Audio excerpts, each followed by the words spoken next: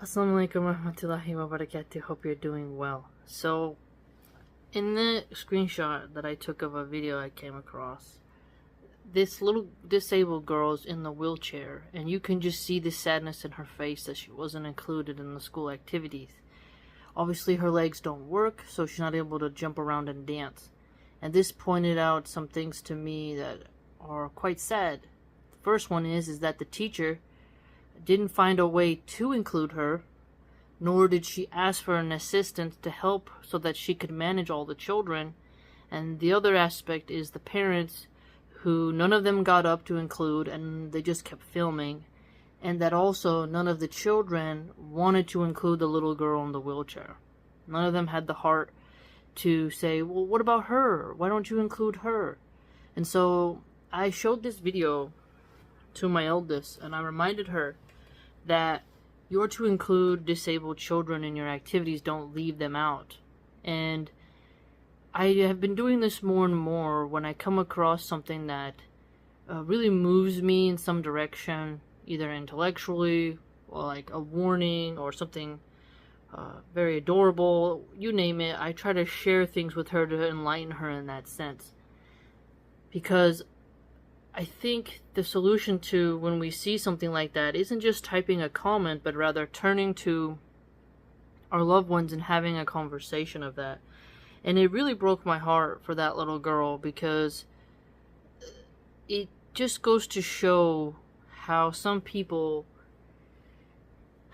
they can be blind at times, not to include. And that little girl, she's been given a trial by Allah subhanahu wa ta'ala.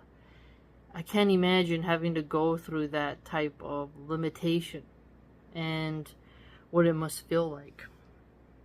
And so I think it would be healthy for us to have activities that include the disabled children if they're in the group, even if they are cognitively impaired.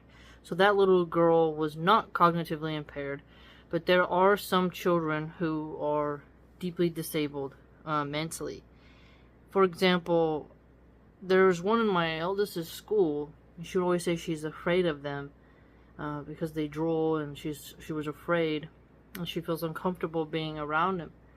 And I explained to her that they're special needs and that they need extra protection because those types get abused the most, especially by their caregivers, and that they need to be watched and have a friend because they're so isolated. They will most likely never be married, never have children, obviously, not really be able to do much. And that is a fate many people would struggle with.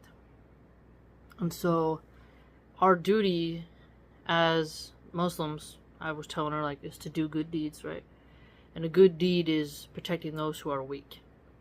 And your eyes are a gift that allow you to be vigilant when you see wickedness and be able to spot predators. And so I just wanted to share a little healthy reminder about how you can include those little sweet ones in your activities. You may also encourage your masjid to have a ramp because there might be a little girl who is Muslim or revert, who's going to be a revert, you name it, and she may want to come to the masjid too, and she's going to need a ramp. So making sure you are able to include those little ones. And if you ever see something like that in real life, do something, include her and never leave those children out. Girl or boy, always include them. And so consider this a friendly reminder.